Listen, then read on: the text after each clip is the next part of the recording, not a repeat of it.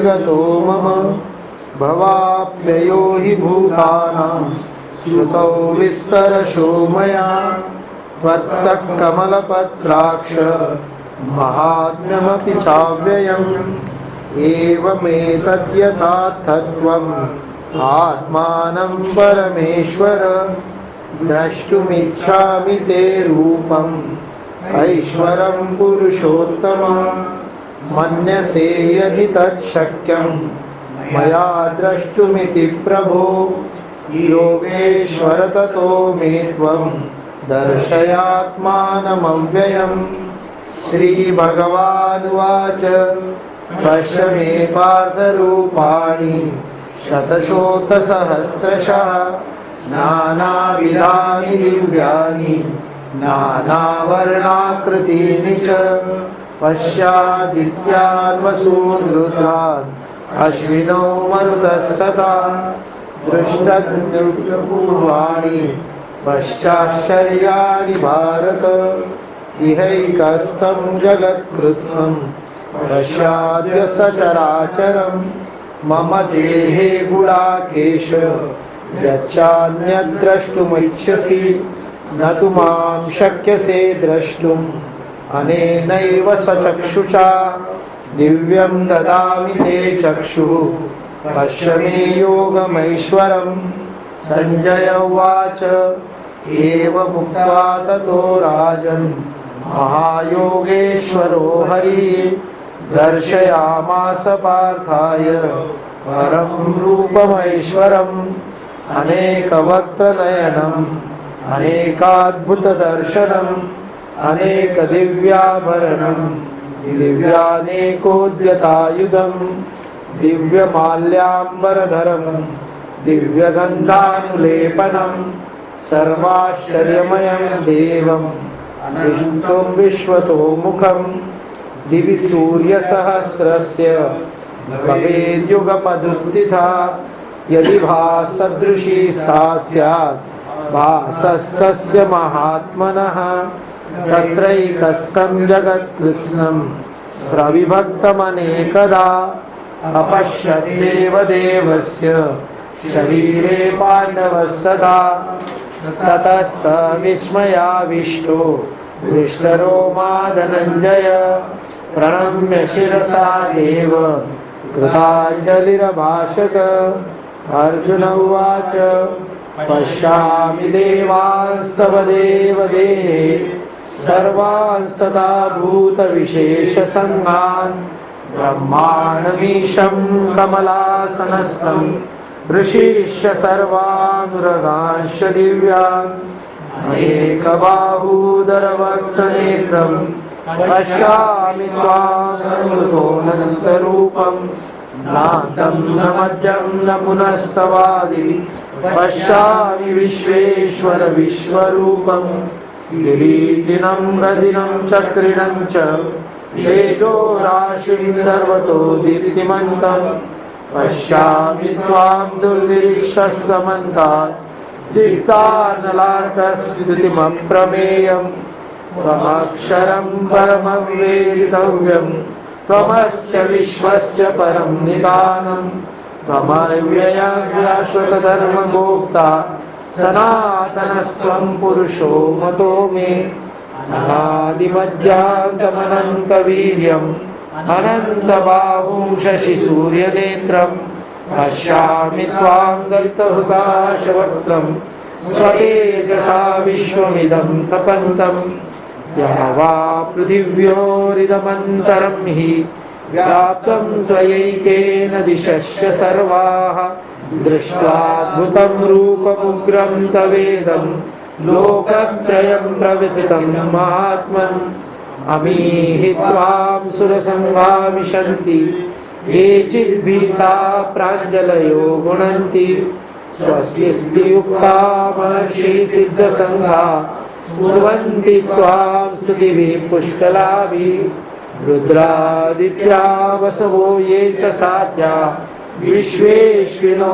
मरुतश्चोष्मपाश्च गन्धर्वयक्षासुरसिद्धसङ्घा दीक्षन्ते त्वां विस्मिताश्चैव सर्वे रूपं महत्ते बहुवक्त्रनेत्रं महाबाहो बहुबाहुरुपाद्यं बहूदरं बहुदंष्ट्राकरालं दृष्ट्वा लोका प्रविदितास्तथाहं नभस्पृशं दीप्तमनेकवर्णं व्यात्ताननं दीप्तविशालनेत्रं दृष्टा हि त्वां प्रव्यथितान्तरात्मा धृतिं न विन्दामि शमं च विष्णो द्रष्टा करालानि च ते मुखानि दृष्टैव कालानलसन्निभानि दिशो न जाने न लगे च शर्म प्रसीद देवेश जगन्निवास अमी च त्वां धृतराष्ट्रस्य पुत्रा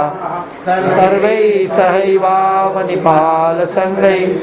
भीष्मो द्रोणसूतपुत्रस्तथासो सास्मदीयैरपि योधमुख्यैः वक्त्राणि ते त्वरमाणा विशन्ति दंष्टा करालानि भयानकानि केचित् विलग्ना दशनान्तरेषु सन्दृश्यन्ते चूर्णितैरुत्तमाङ्गैः यथा नदीनां बहवो भुवेदा समुद्रमेवाभिमुखा द्रवन्ति तथा तवामी नरलोकवीरा विशन्ति वक्त्राण्यभिज्वलन्ति यथा प्रदीप्तं पतङ्गा विशन्ति नाशाय समृद्धवेगा तथैव नाशाय विशन्ति लोका तवापि वक्त्राणि समृद्धवेगा लेलीयसेर्मानः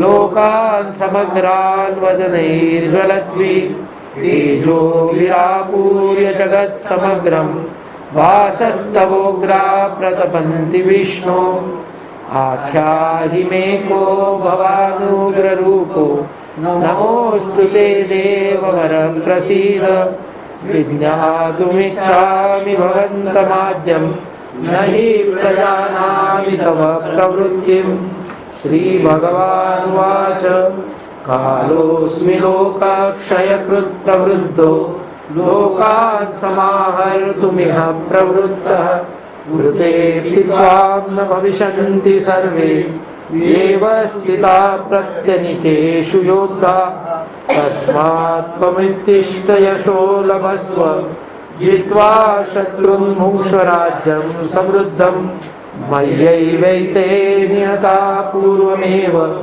निमित्तमात्रं भव सव्यसाचिन् द्रोणं च भीष्मं च जयद्रथं च कर्णमपि योद्धवीरान् मया हतांस्त्वं जहिमा व्यतिष्ठा युद्धस्व जेतासि रणे सपत्नान् सञ्जय उवाच एतत् श्रुत्वा वचनं केशवस्य कृताञ्जलिर्वेपमान किरीटी नमस्कृत्वा भूय एवाह कृष्ण सगद्गतं भीत प्रणम्य अर्जुन उवाच स्थाने ऋषिकेश तव प्रकीर्त्या जगद्भविष्यत्तनुरञ्जते च रक्षांसि भीतानि दिशो द्रवन्ति सर्वै नमस्यन्ति च सिद्धसङ्गा कस्माच्च तेन न मेरन्महात्मन् गरीयसे ब्रह्मणोऽप्यादिकर्ते अनन्तदेवेश जगन्निवास त्वमक्षरं सदसत्परं यत् त्वमादिदेव पुरुषः पुराणः त्वमस्य विश्वस्य परं निधानं वेत्तासि वेद्यं च परं च धाम त्वया ततं विश्वमनन्तरूप वायुर्यमोऽग्निर्वरुणः शशाङ्क प्रजापतिस्त्वं प्रपितामहश्च नमो नमस्तेऽस्तु सहस्रकृत्वा पुनश्च भूयोऽपि नमो नमस्ते नमः पुरस्तादथ पृष्ठतस्ते नमोऽस्तु ते सर्वत एव सर्व अनन्तवीर्यामितविक्रमस्त्वं सर्वं समाप्नोषि ततोऽसि सर्व सखेति मत्वा प्रसभं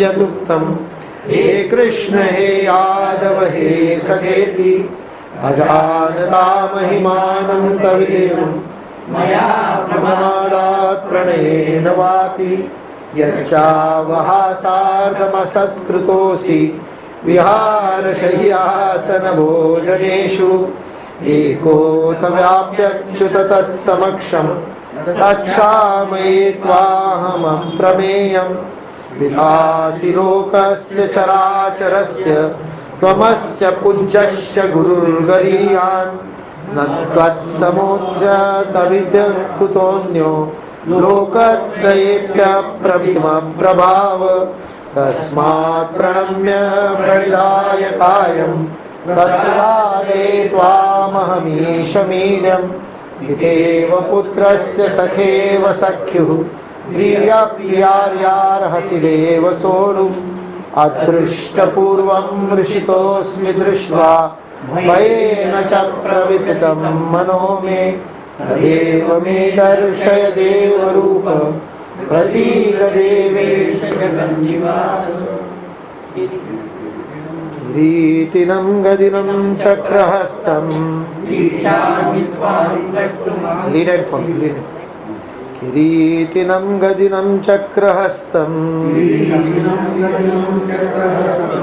इच्छामि त्वां द्रष्टुमहं तथैव येनैव रूपेण चतुर्भुजेन सहस्रबाहो भव विश्वमूर्ते श्रीभगवानुवाच मया प्रसन्नेन तवार्जुनेदं रूपं परं दर्शितमात्मयोगात् तेजोमयं विश्वमनन्तमाद्यं यन्मे त्वदन्येन न द्रष्टपूर्वम् न वेदयज्ञाध्ययनैर्न दानैर्न च क्रियाभिर्न तपोभिरुग्रैः एवं रूपः शक्यहं नृलोके द्रष्टुं त्वदन्येन कुरु प्रवीर मा ते व्यथा मा च विमूढभावो दृष्ट्वा रूपं घोरमिदृङ्गमेदम्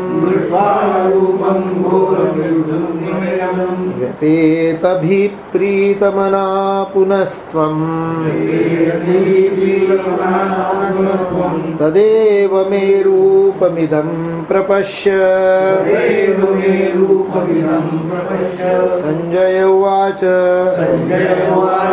इत्यर्जुनं वासुदेवस्तथोक्ता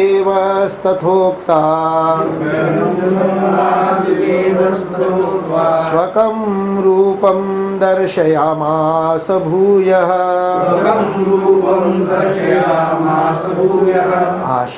आश्वासयामास च भीतमेनं भूत्वा पुनः सौम्य वपुर्महात्मा अर्जुन उवाच दृष्ट्वेदं मानुषं रूपं तव सौम्यं जनार्दन इदानीमस्मि संवृत्तः सचेता प्रकृतिं गतः श्रीभगवानुवाच सुदुर्दर्शमिदं रूपं दृष्टवानसि यन्मम देवाप्यस्य रूपस्य नित्यं दर्शनकाङ्क्षिणः नाहं वेदैर्न तपसा नाहं नाहं वेदैर्न तपसा न दाने नाहं वेदेन तपसा नाहं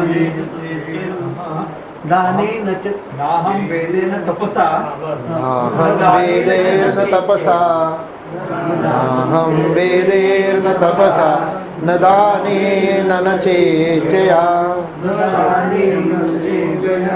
शक्य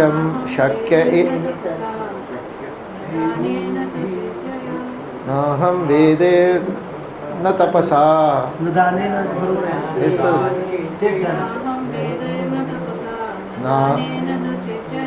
नाहं वेदैर्न तपसा न दानेन न चेज्जया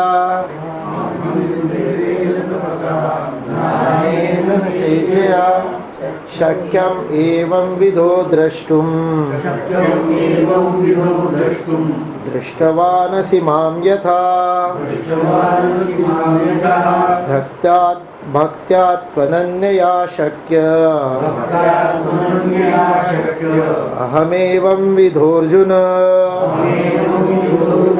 ज्ञातुं द्रष्टुं च तत्त्वेन प्रवेष्टुं च परन्तप मत्कर्म मत्परमो मद्भक्तः संगवर्जितः निर्वैरः सर्वभूतेषु यः स मामेति पाण्डव ॐ तत्सदिति श्रीमद्भगवद्गीतासु उपनिषत्सु ब्रह्मविद्यायां योगशास्त्रे श्रीकृष्णार्जुनसंवादे विश्वरूपदर्शनयोगो नाम एकादशोऽध्यायः। हरि ओम तत्सत्। हरि ओम तत्सत्।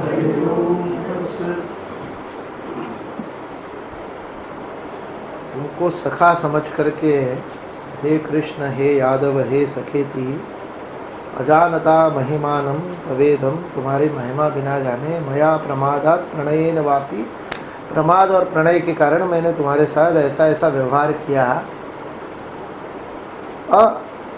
असत्कृत, ऐसा तुम्हारे साथ असत्कृतोसी, ऐसा मैंने तुम्हारे साथ व्यवहार किया, जो मुझे करना नहीं चाहिए था ऐसा मैंने तुम्हारे साथ व्यवहार किया, अकेले में भी किया सबके सामने भी किया, इसलिए मुझे तत्क्षामये त्वामहम अप्रमेयम, हे अप्रमेयम परमात्मा तुम मुझे उस बात के लिए क्षमा कर दो। इसलिए गीता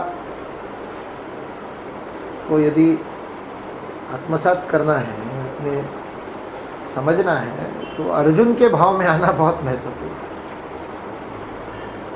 अर्जुन बनेंगे तो भगवान श्री कृष्ण कृपा करेंगे, इसलिए वो इतना निष्कपट है।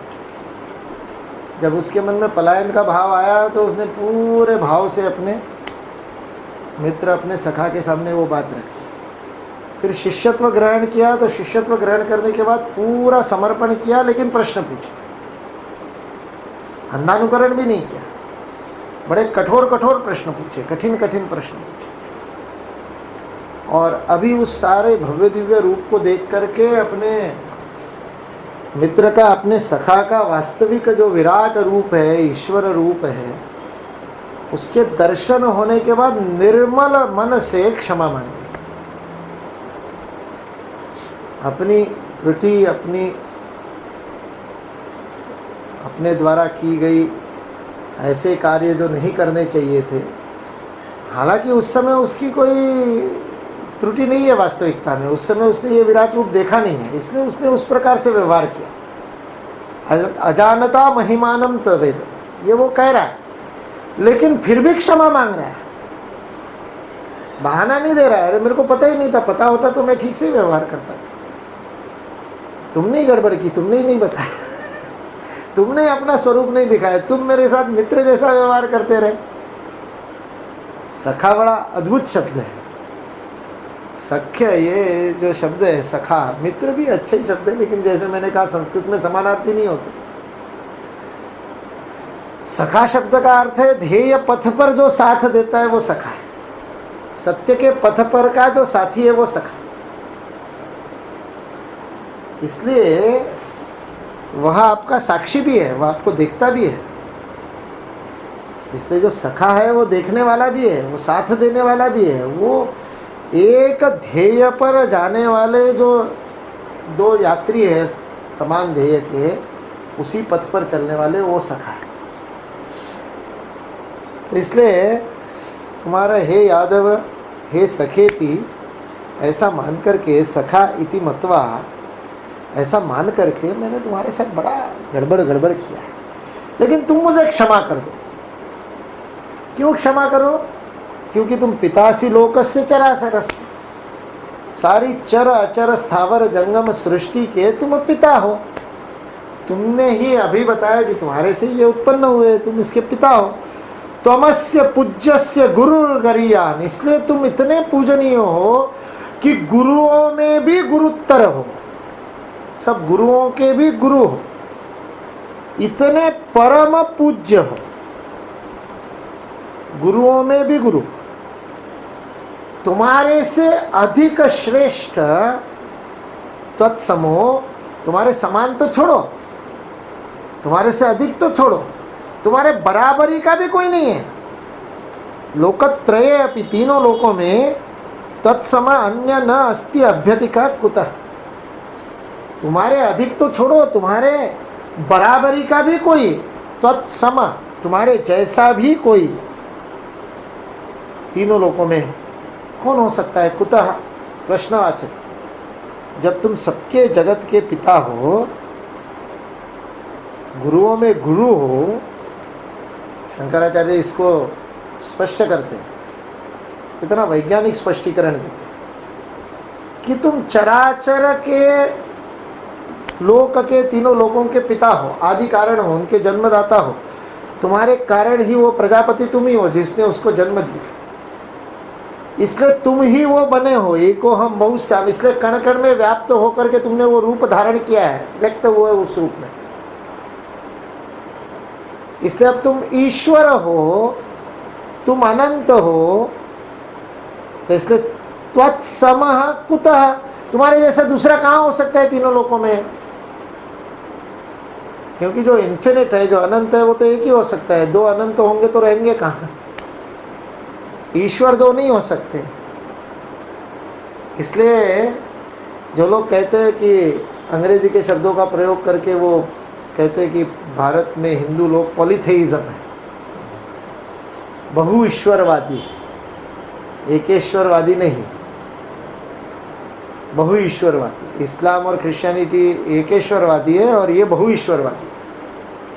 वास्तविकता में बहुरूपवादी हम हो सकते हैं, बहु ईश्वरवादी नहीं। ईश्वर दो हो ही नहीं सकते, ईश्वर तो एक ही है। इसलिए त्वत्समा अभी अधिक कुतोन्यो लोकत्रये, लोकत्रय में कौन दूसरा हो सकता है तुम्हारे जैसा? क्योंकि तुम सर्वशक्तिमान अनंत हो, इन्फिनिट हो। जब तुम इन्फिनिट हो तो एक इन्फिनिटी एक ही रहेगी, दो नहीं हो सकती,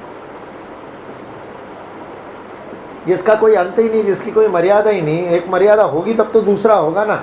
ये शरीर यहाँ 5 फुट 8.5 इंच में समाप्त हुआ, इसलिए दूसरा है। वो विराट शरीर द्यावा पृथ्वी, पृथ्वी से लेकर आकाश तक जब वो पूरा सर्वतो सर्व ऐसा हो गया तो उसके बाद कोई दूसरा बचा कहाँ? इसलिए तत्समः कोई दूसरा नहीं रह सकता। तस्मात् इसलिए प्रणम्य प्रणिधाय कायम, अपने शरीर को पूरी तरह से झुका करके, प्रणिधाय जिससे और नीचे मैं जा नहीं सकता, इतना नीचे ला करके, प्रणिधाय कायम, शरीर को झुका करके नमस्कार कर, प्रणाम कर। जो मन से होता है वो नमन है, इसलिए वो हाथ जोड़ करके कृतांजलि भाषता, हाथ जोड़ करके भी हो सकता है। लेकिन प्रणति, प्रणाम करना है, हाथ जोड़ करके नहीं हो सकता। वो झुक करके चरण स्पर्श करके और उसके भी बाद में प्रपन्न, पूरी तरह से लोटांगण, पूरी तरह से भूमिष्ठ होकर के, इसलिए उसको साष्टांग दंडवत कहते हैं। 8 अंगों से प्रणाम, काया को प्रणति, अपनी काया को, अपने शरीर को मैं तुम्हारे सामने पूरी तरह से, तुम्हारे सामने मैं इड्यम ईशम त्वाम अहम प्रसादये, इसलिए हे प्रभु तुम सर्वथा स्तुति करने के योग्य ऐसे ईश्वर हो जिसकी सदा ही स्तुति करनी चाहिए।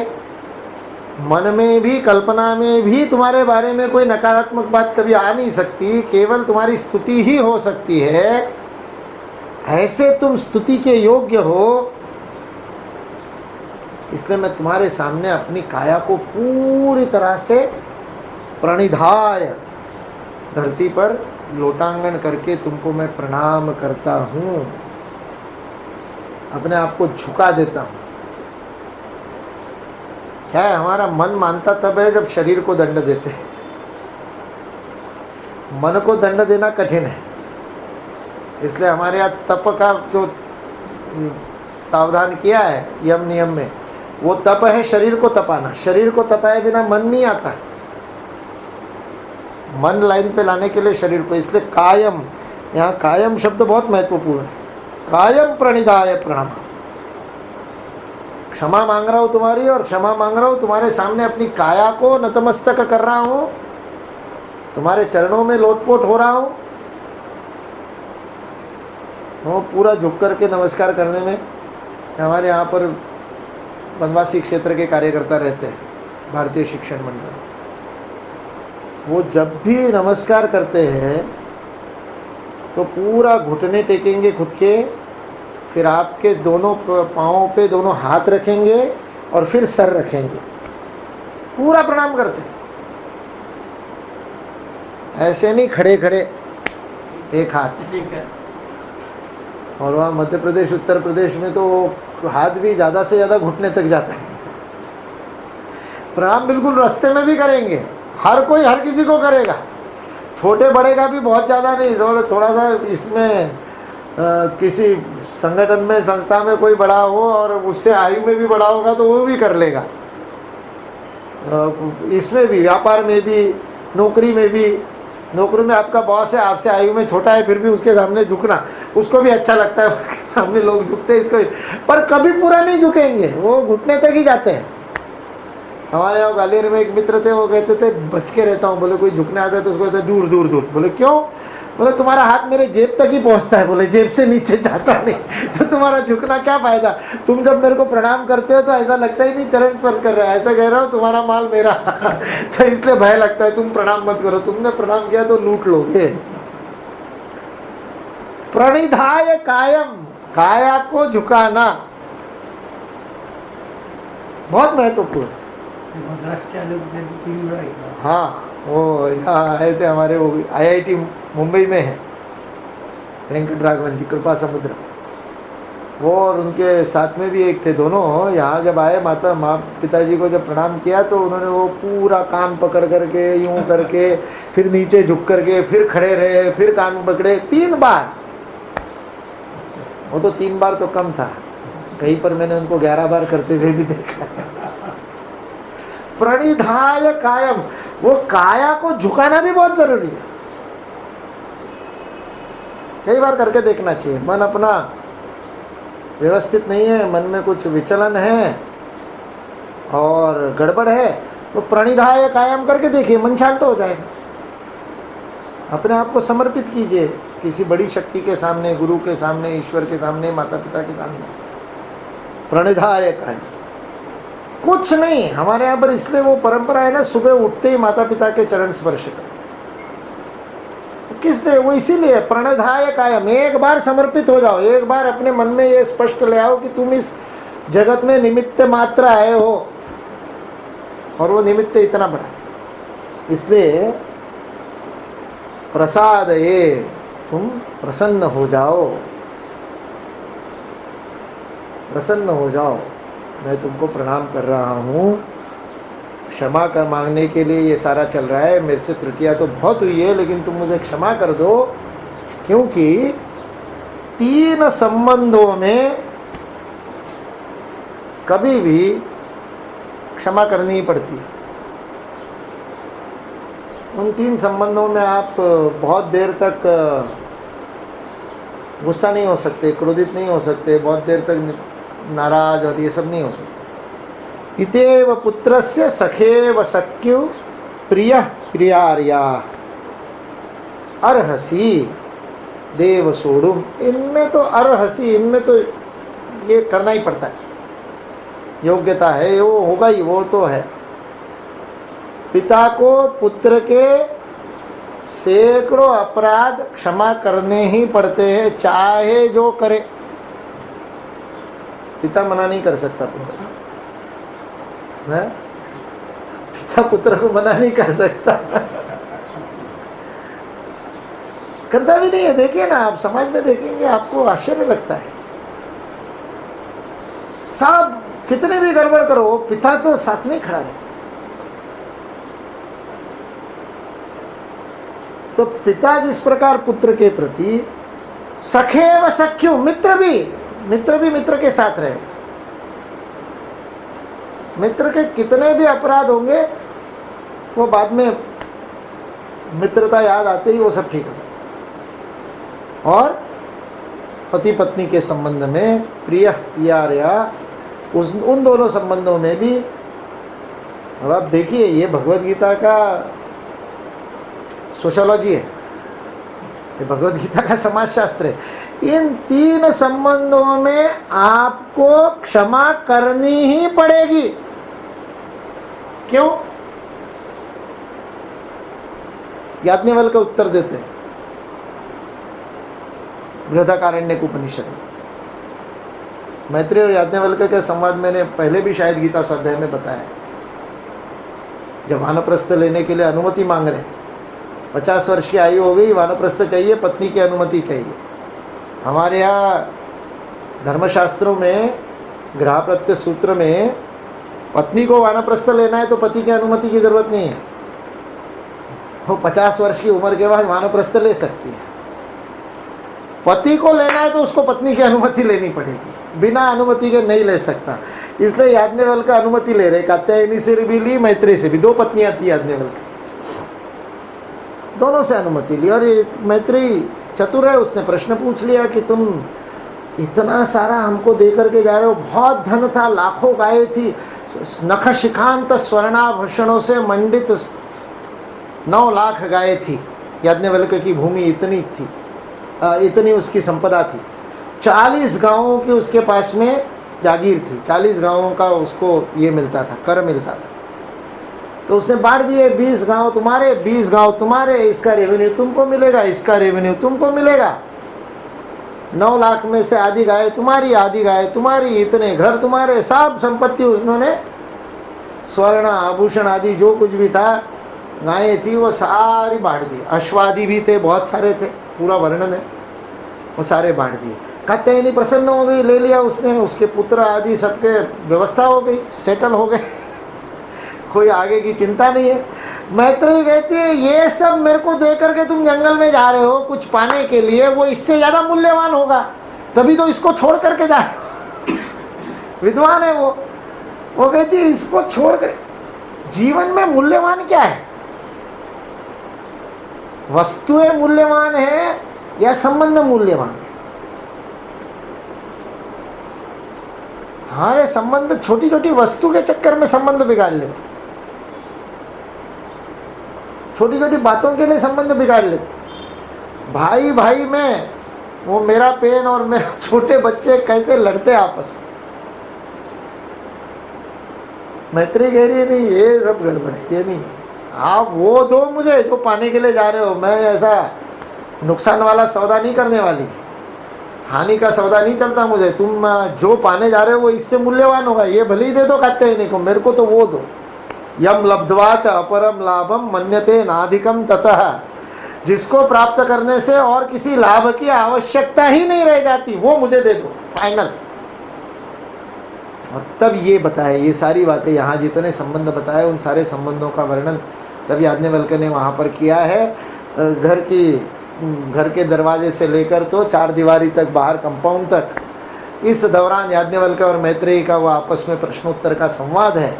और आत्मज्ञान मैत्रेयी को वहाँ पर याज्ञवल्क्य ने प्रदान किया। और बड़े प्रियार्या वाले संवाद वाले है, तो उपनिषद के मंत्र भी ऐसे प्रिय है, बड़े नवारे मैत्री, ऐसा प्रेम से कहते हैं याज्ञवल्क्य। अरे मैत्री ऐसा नहीं है रे, अपनी पत्नी से बात कर रहे तो इतना प्रेम से बात कर रहे, नवारे मैत्री पितु कामान पितु प्रियो भवति, नवारे मैत्री पुत्र कामान पुत्र प्रियो भवति। पिता और पुत्र में आपस में जो संबंध है वो एक दूसरे के प्रति प्रेम का संबंध नहीं है, फिर क्या संबंध है? पत्नी के बारे में भी नवारे मैत्री पत्नी कामांस पत्नी प्रियो भवति, पति कामांस पति प्रियो भवति। पति है इसलिए प्रिय नहीं है, पत्नी है इसलिए प्रिय नहीं है, भाई है इसलिए प्रिय नहीं है, सखा है इसलिए प्रिय नहीं है। सारा बताते बताते फिर क्या बताते हैं? फिर वो बताते हैं आत्मानस्तु कामान पति प्रियो भवति। आत्मानस्तु कामान, पिता पुत्र सब एक एक आत्मानस्तु कामान कहते कहते सारे संबंधों का वर्णन। अपने आप को उसमें वो देखता है, इसलिए देर इज नो भेद बुद्धि नहीं है, आइडेंटिटी क्राइसिस नहीं है, वहां अहंकार नहीं हो सकता, क्योंकि पिता को पुत्र में स्वयं के दर्शन हो रहे, इसमें क्षमा करना पड़ेगा उसे। वही अर्धांगिनी का संबंध है, वही पत्नी और पति का संबंध है। अब आप दो है ही नहीं,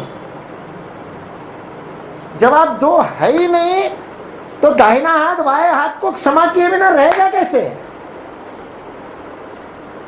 पैर ने ठोकर खा रही इसलिए गिर गया और सिर में चोट आ गई, तो पैर से बदला लोगे क्या?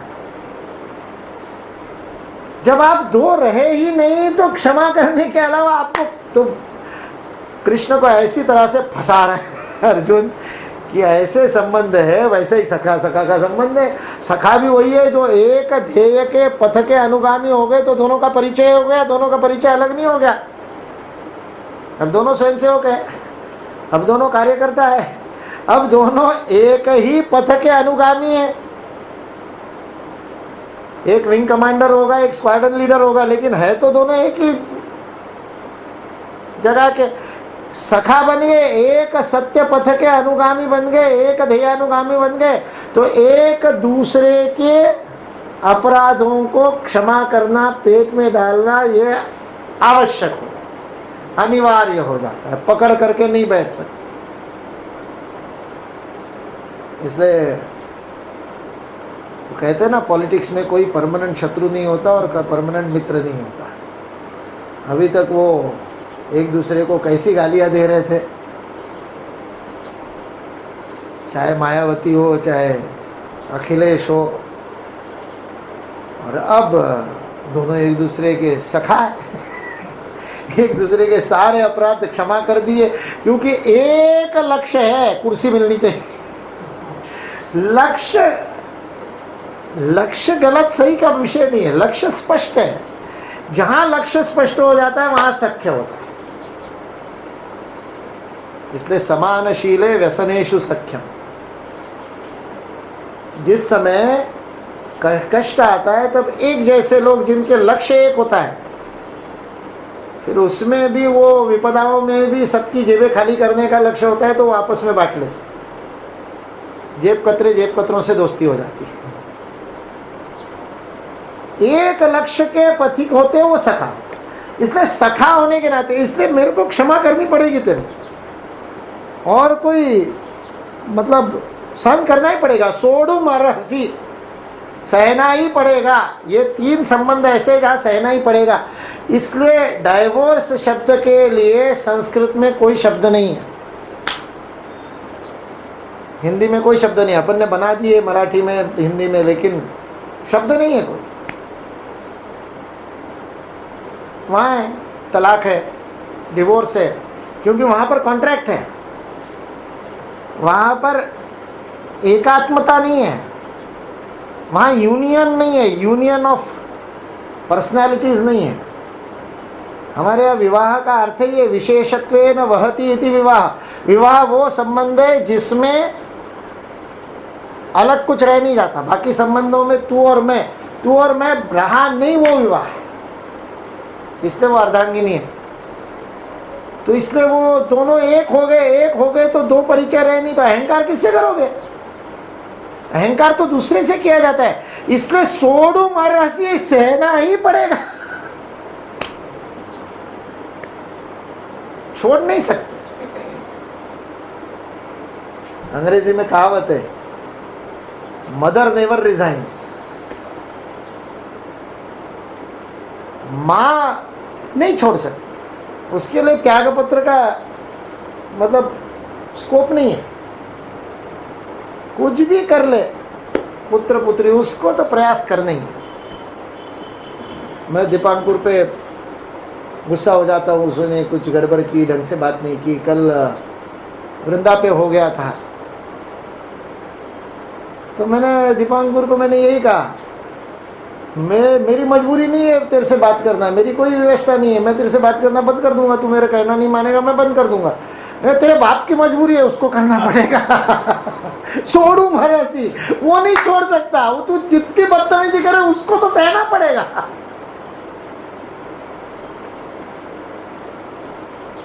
मैं कर सकता हूं, मैं पिता पुत्र का संबंध नहीं है। पिते व पुत्र से सखे व सख्यु प्रिय प्रियार्या अर्हसि देव सोडुम इव सोडुम अर्हसि।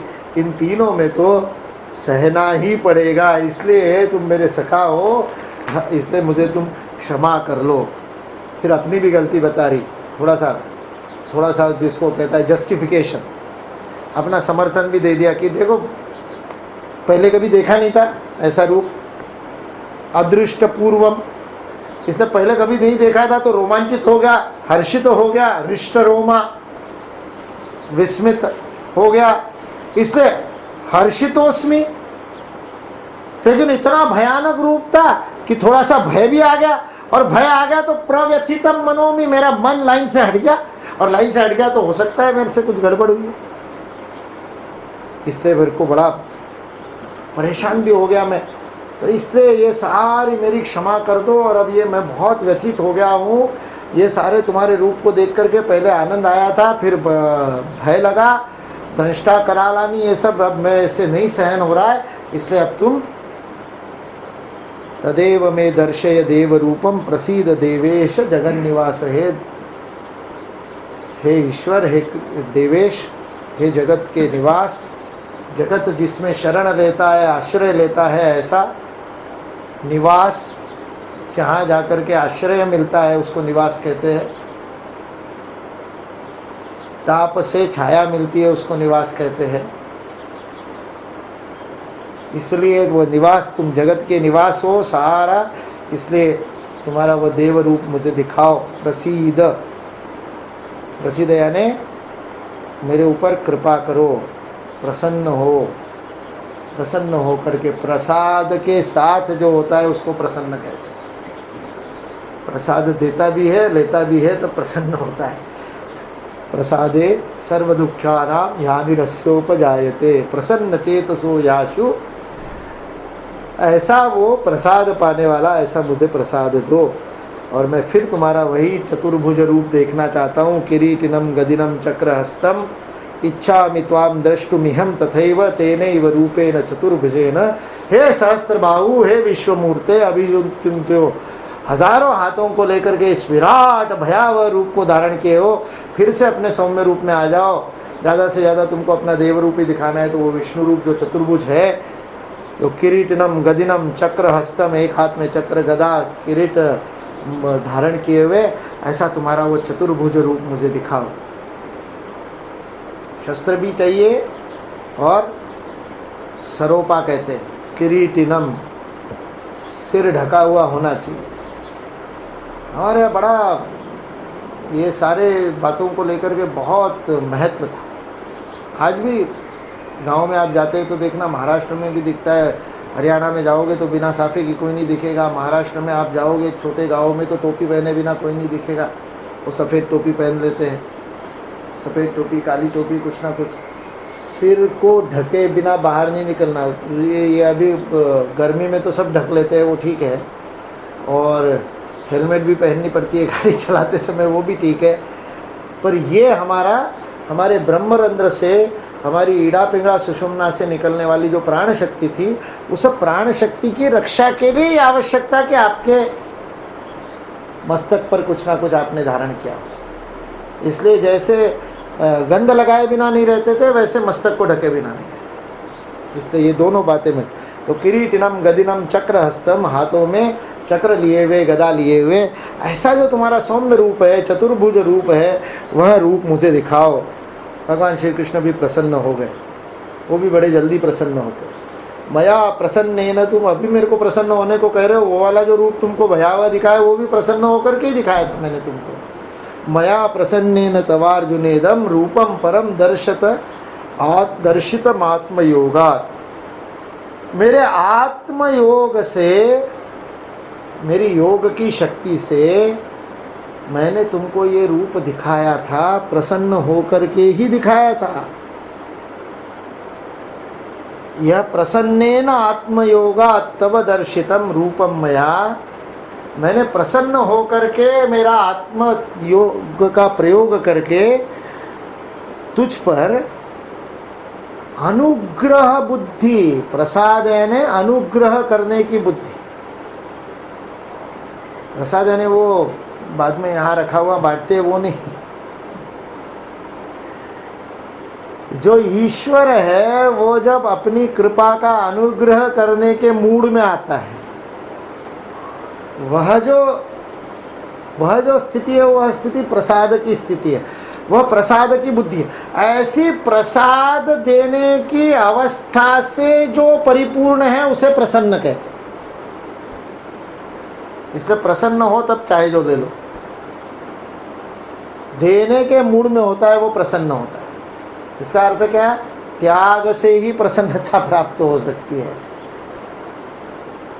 पाने से प्रसन्नता नहीं मिलती, देने से प्रसन्नता मिलती है। इसलिए शंकराचार्य ने बहुत गजब यहाँ व्याख्या की प्रसन्न शब्द की। हे अर्जुन, तुझ पर जो अनुग्रह बुद्धि है उसका नाम प्रसाद है, उससे मैं युक्त था इसलिए मैं प्रसन्न था। मया प्रसन्नेन, इसलिए मैंने उस प्रसन्न भाव से अपना ऐश्वर्य तुम्हारे सामने प्रकट किया।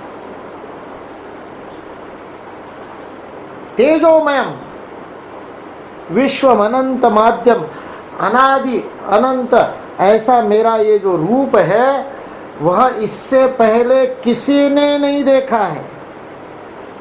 यत् त्वत् अन्येन न दृष्ट पूर्व, अन्य किसी ने भी पहले नहीं देखा है। इसलिए अपन जो 3-4 प्रसंग कह रहे थे, वो रूप और ये रूप अलग है, ये उन सबका परिपूर्ण रूप है। वो उद्देश्यतः एक उद्देश्य से छोटे छोटे रूप है। वो रामकृष्ण परमहंस ने विवेकानंद को झटका दिया था, शुरू में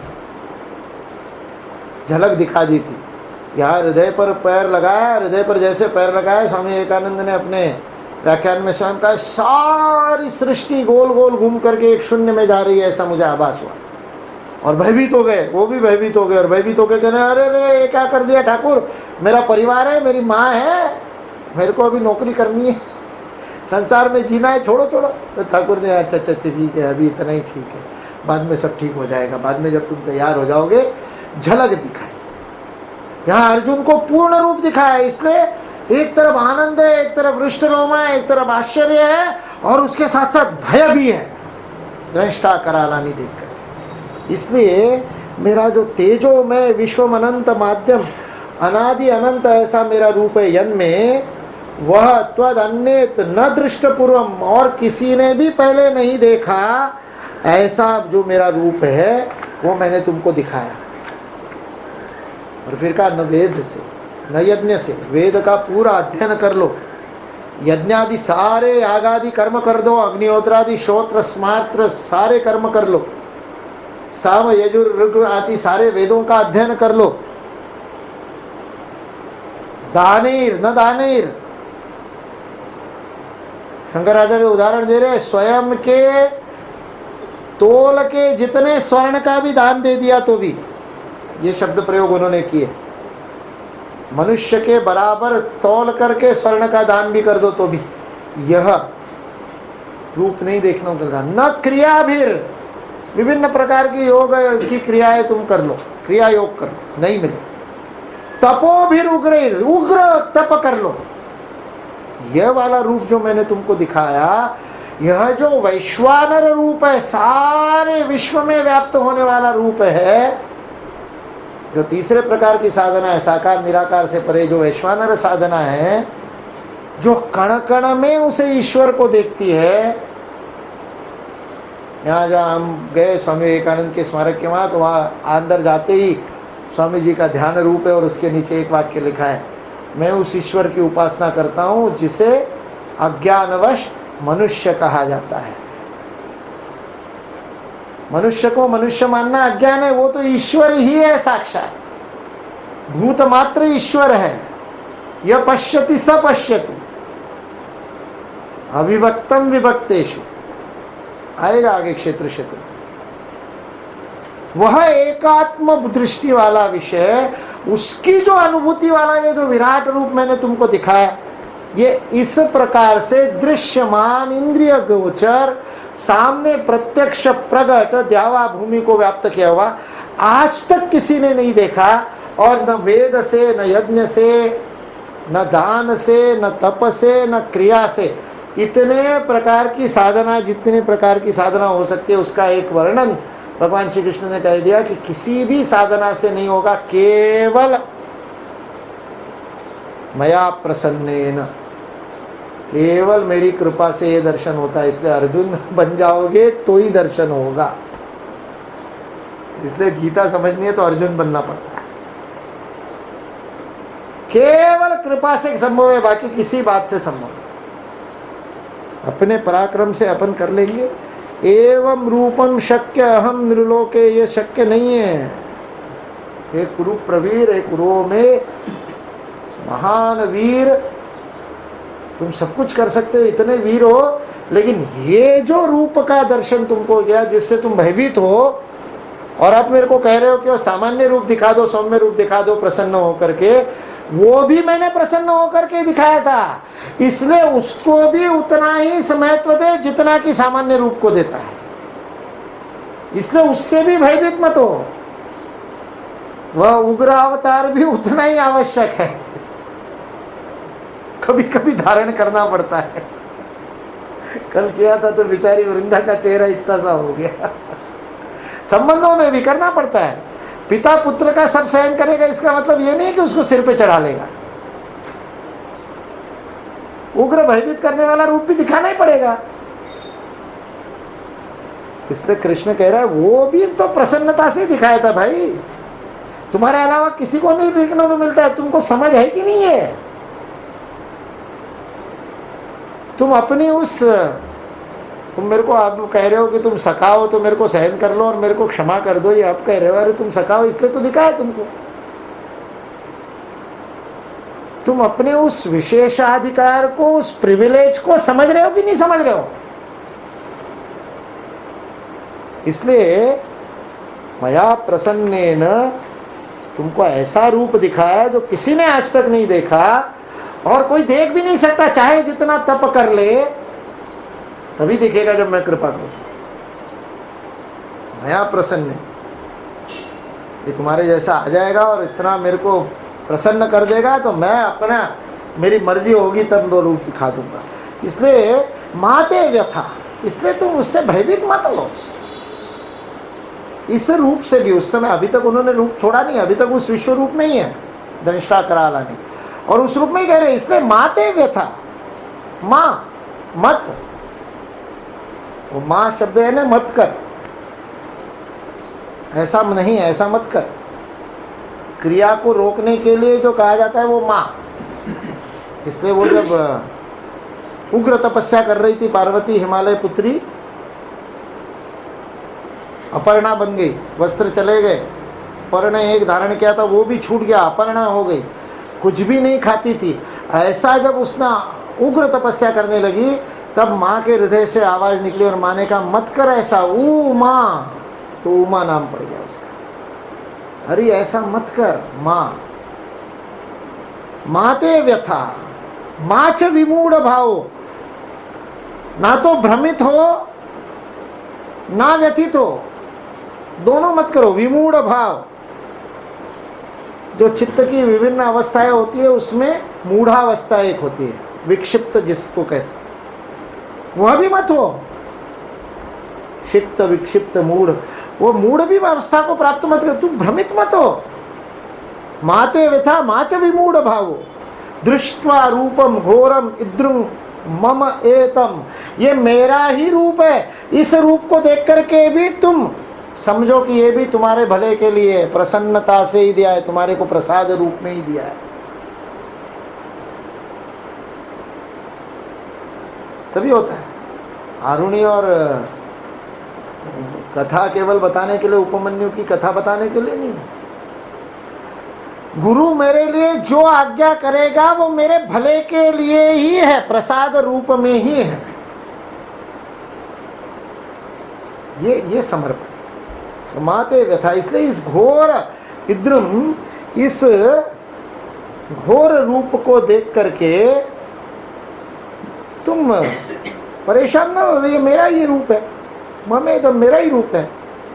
व्यपेद भी, इसलिए निर्भय हो जाओ। व्यपेत, त्याग कर दो, भय का त्याग करो, अच्छी तरह से त्याग कर दो, पूरी तरह से त्याग कर दो।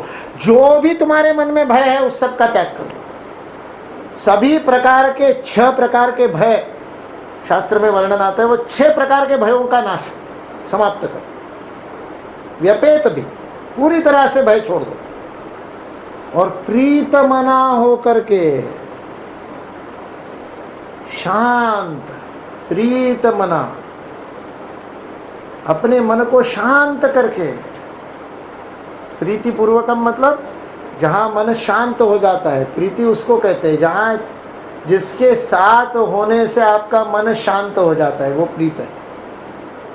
प्रीतमना पुनस्त्वम, फिर से तदेव मे रूपमिदं प्रपश्य, मेरे इस घोर रूप को भी तुम उतने ही प्रेम से देखो, और अब जो मैं तुमको सौम्य रूप दिखाने जाना हूं उसको भी उतने ही प्रेम से देखो। माते व्यथा माच विमूढ़ भावो, ना भयभीत हो ना भ्रमित हो, दोनों मेरे ही रूप है, ये जान लो।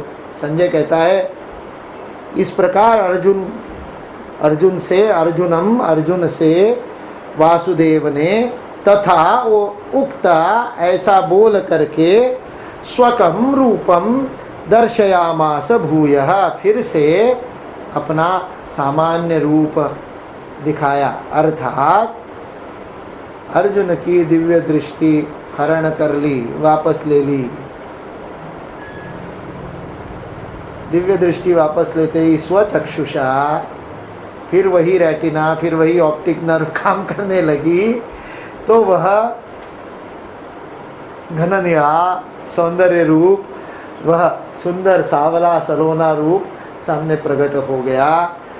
रूपम दर्शयामास भूय आश्वासयामास च भीतभेनं भूत्वा पुनः सौम्य वपुर महात्मा, इसलिए फिर से सौम्य वपु हो करके सामान्य शांत स्वरूप एक धारण किया, सौम्य मूर्ति हो गया, सौम्य वपु हो गया, मतलब सौम्य मूर्ति हो गया। और प्रसन्न देह से युक्त होकर महात्मा कृष्ण ने उस भीत मना अर्जुन को, भयभीत अर्जुन को पुनः धैर्य प्रदान किया, धीरज दिया। मजेदार बात ऐसी है कि दिव्य दृष्टि वापस ले ली, अर्जुन की दिव्य दृष्टि का संवरण कर लिया वापस, तो शांत स्वरूप में आ गए। अब वो चाहे तो भी उस उग्र रूप को नहीं देख सकता, अब प्रार्थना करेगा तो भी नहीं दिखेगा। इसलिए उसके कल्याण के लिए ही वह वैश्वानर रूप, जो सबके लिए वेद अध्ययन दान धन तप से प्राप्त नहीं हो सकता, ऐसा रूप अर्जुन को दिखाया था। लेकिन अर्जुन उसको ज़्यादा देर नहीं झेल सका, तो फिर से सौम्य रूप दिखा दो कहा। तो इसलिए उसको आश्वासन देते हुए सौम्य रूप का दर्शन अर्जुन को फिर से दिया। उसको देख करके अर्जुन प्रसन्न होकर के अर्जुन उनकी स्तुति करता है, और भगवान कृष्ण उसको भक्त बनने का संदेश देते हैं। उसको कल देखेंगे। सर्वे भवन्तु सुखिनः, सर्वे सन्तु निरामयाः, सर्वे भद्राणि पश्यन्तु, मा कश्चित् दुःखभाग् भवेत्। ओम शांति शांति।